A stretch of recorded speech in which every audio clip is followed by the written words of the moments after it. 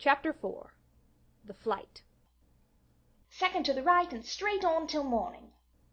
That, Peter had told Wendy, was the way to the Neverland. But even birds, carrying maps and consulting them at windy corners, could not have sighted it with these instructions. Peter, you see, just said anything that came into his head. At first his companions trusted him implicitly, and so great were the delights of flying that they wasted time circling round church spires or any other tall objects on the way that took their fancy. John and Michael raced, Michael getting a start. They recalled with contempt that not so long ago they had thought themselves fine fellows for being able to fly round a room. Not long ago. But how long ago? They were flying over the sea before this thought began to disturb Wendy seriously. John thought it was their second sea and their third night. Sometimes it was dark, and sometimes light, and now they were very cold, and again too warm. Did they really feel hungry at times, or were they merely pretending, because Peter had such a jolly new way of feeding them? His idea was to pursue birds who had food in their mouths, suitable for humans, and snatch it from them. Then the birds would follow and snatch it back, and they would all go chasing each other gaily for miles, parting at last with mutual expressions of goodwill.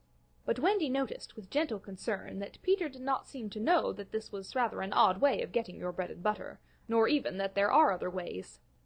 Certainly they did not pretend to be sleepy. They were sleepy, and that was a danger, for the moment they popped off, down they fell. The awful thing was that Peter thought this funny. There he goes again, he would cry gleefully, as Michael suddenly dropped like a stone. Save him! Save him! cried Wendy, looking with horror at the cruel sea far below.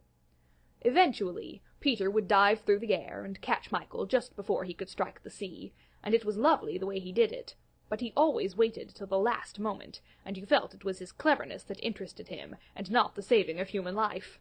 Also, he was fond of variety, and the sport that engrossed him one moment would suddenly cease to engage him, so there was always the possibility that the next time you fell he would let you go.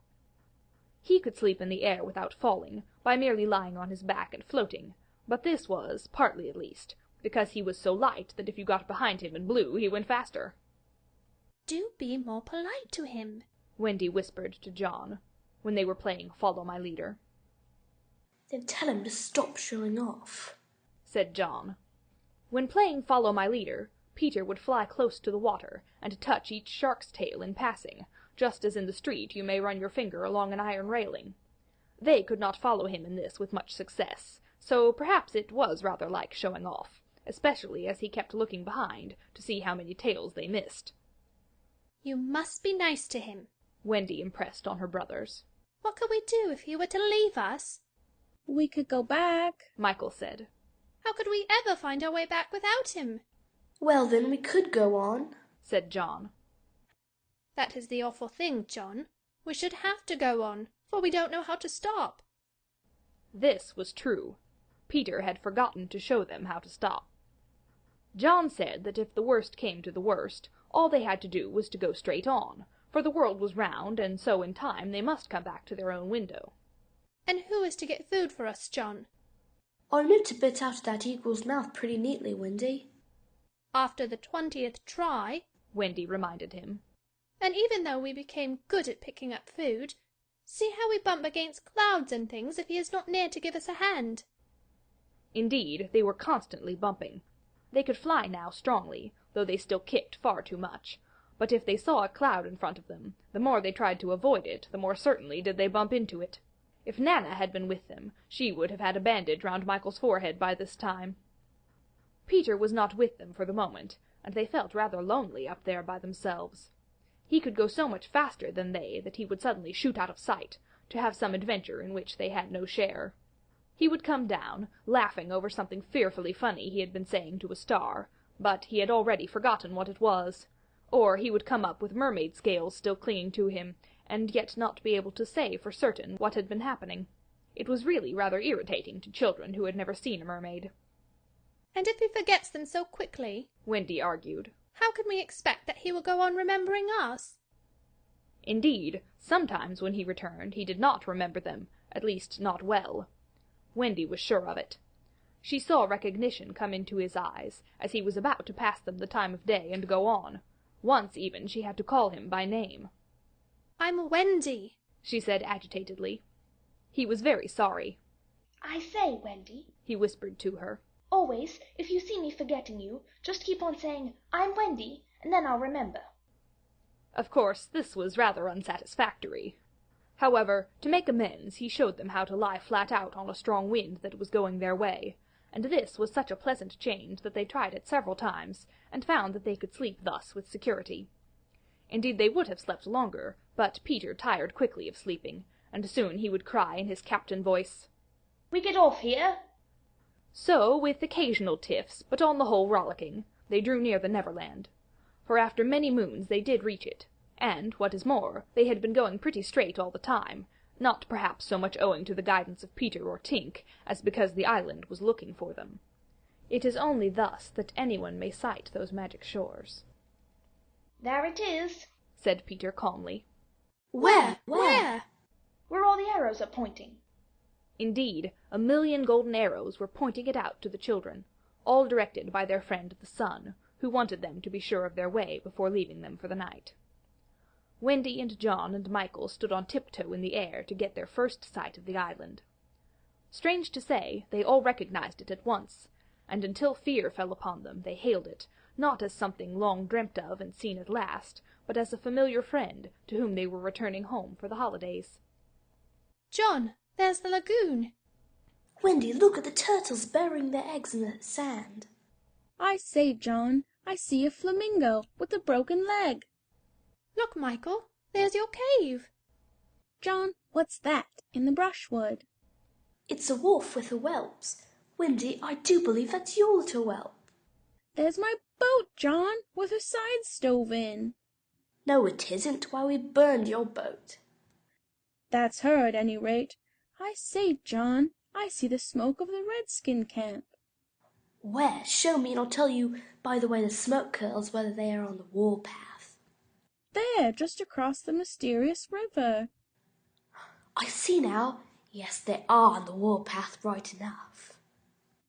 Peter was a little annoyed with them for knowing so much, but if he wanted to lord it over them his triumph was at hand, for have I not told you that anon fear fell upon them? It came as the arrows went, leaving the island in gloom. In the old days at home, the Neverland had always begun to look a little dark and threatening by bedtime. Then unexplored patches arose in it, and spread, black shadows moved about in them. The roar of the beasts of prey was quite different now, and above all, you lost the certainty that you would win. You were quite glad that the night lights were on. You even liked Nana to say that this was just the mantelpiece over here, and that the Neverland was all make-believe. Of course, the Neverland had been make-believe in those days, but it was real now, and there were no night lights, and it was getting darker every moment. And where was Nana? They had been flying apart, but they huddled close to Peter now. His careless manner had gone at last. His eyes were sparkling, and a tingle went through them every time they touched his body. They were now over the fearsome island, flying so low that sometimes a tree grazed their feet.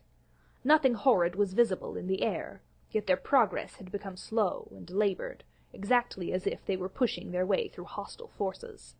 Sometimes they hung in the air until Peter had beaten on it with his fists. They don't want us to land, he explained. "Who are they?" Wendy whispered, shuddering. But he could not or would not say. Tinker Bell had been asleep on his shoulder, but now he wakened her and sent her on in front. Sometimes he poised himself in the air, listening intently, with his hand to his ear, and again he would stare down, with eyes so bright that they seemed to bore 2 holes to earth. Having done these things, he went on again. His courage was almost appalling. Would you like an adventure now? He said casually to John. Or would you like to have your tea first? Wendy said, "Tea first." quickly, and Michael pressed her hand in gratitude, but the braver John hesitated. What kind of adventure? He asked cautiously. There's a pirate asleep in the pampas just beneath us, Peter told him. If you like, we'll go down and kill him. I don't see him, John said, after a long pause. I do. Suppose, John said, a little huskily. He were to wake up. Peter spoke indignantly. You don't think I would kill him while he was sleeping? I would wake him first and then kill him. That's the way I always do. I say, do you kill Minnie? Tons. John said, How ripping. but decided to have tea first. He asked if there were many pirates on the island just now, and Peter said he had never known so many. Who's captain now? Hook. Answered Peter, and his face became very stern as he said that hated word. Jas Hook? Aye. Then, indeed, Michael began to cry, and even John could speak in gulps only, for they knew Hook's reputation. He was Blackbeard's bosun. John whispered huskily. He is the worst of them all. He is the only man of whom Barbecue is afraid. That's him. Said Peter. What is he like? Is he big? He is not so big as he was. How do you mean? I cut off a bit of him. You? Yes, me. Said Peter sharply. I wasn't meaning to be disrespectful. Oh, all right. But I say, what bit? His right hand. Then he can't fight now? Oh, can't he just? Left-hander? He has an iron hook instead of a right hand, and he claws with it. Claws? I say, John. Said Peter. Yes? Say, aye, aye, sir. Aye, aye, sir. There is one thing, Peter continued. that every boy who serves under me has to promise, and so must you. John paled. It is this. If we meet Hook in open fight, you must leave him to me. I promise. John said loyally. For the moment they were feeling less eerie, because Tink was flying with them, and in her light they could distinguish each other. Unfortunately, she could not fly so slowly as they, and so she had to go round and round them in a circle, in which they moved as in a halo. Wendy quite liked it, until Peter pointed out the drawbacks. She tells me, He said, that the pirates sighted us before the darkness came, and got Long Tom out. The big gun? Yes, and of course they must see her light, and if they guess we are near, they are sure to let fly. Wendy? John! Michael! Tell her to go away at once, Peter.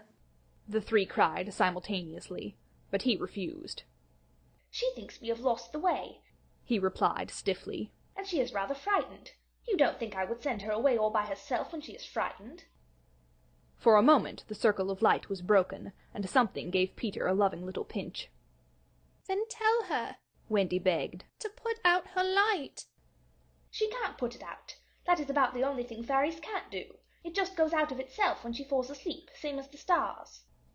Then tell her to sleep at once. John almost ordered. She can't sleep except when she's sleepy. It's the only other thing fairies can't do. Seems to me Growled John. these are the only two things worth doing. Here he got a pinch, but not a loving one, If only one of us had a pocket, Peter said. we could carry her in it. However, they had set off in such a hurry that there was not a pocket between the four of them. He had a happy idea. John's hat. Tink agreed to travel by hat if it was carried in the hand. John carried it, though she had hoped to be carried by Peter. Presently Wendy took the hat, because John said it struck against his knee as he flew, and this, as we shall see, led to mischief, for Tinker Bell hated to be under an obligation to Wendy. In the black topper the light was completely hidden, and they flew on in silence. It was the stillest silence they had ever known, broken once by a distant lapping, which Peter explained was the wild beasts drinking at the ford, and again by a rasping sound that might have been the branches of trees rubbing together, but he said it was the redskins sharpening their knives. Even these noises ceased. To Michael the loneliness was dreadful. If only something would make a sound, He cried. As if in answer to his request, the air was rent by the most tremendous crash he had ever heard. The pirates had fired Long Tom at them. The roar of it echoed through the mountains, and the echoes seemed to cry savagely, "Where are they? Where are they? Where are they?" Thus sharply did the terrified three learn the difference between an island of make-believe and the same island come true. When at last the heavens were steady again, John and Michael found themselves alone in the darkness. John was treading the air mechanically, and Michael, without knowing how to float, was floating. "Are you short?" John whispered tremulously. "I haven't tried yet," Michael whispered back. We know now that no one had been hit. Peter, however, had been carried by the wind of the shot far out to sea, while Wendy was blown upwards, with no companion but Tinker Bell. It would have been better for Wendy if at that moment she had dropped the hat. I don't know whether the idea came suddenly to Tink, or whether she had planned it on the way, but she at once popped out of the hat, and began to lure Wendy to her destruction. Tink was not all bad, or rather, she was all bad just now, but, on the other hand, sometimes she was all good. Fairies have to be one thing or the other, because, being so small, they unfortunately have room for one feeling only at a time. They are, however, allowed to change, only it must be a complete change. At present she was full of jealousy of Wendy. What she said in her lovely tinkle Wendy could not, of course, understand, and I believe some of it was bad words, but it sounded kind, and she flew back and forth, plainly meaning, "Follow me, and all will be well." What else could poor Wendy do? She called to Peter and John and Michael, and got only mocking echoes in reply. She did not yet know that Tink hated her with the fierce hatred of a very woman. And so, bewildered, and now staggering in her flight, she followed Tink to her doom.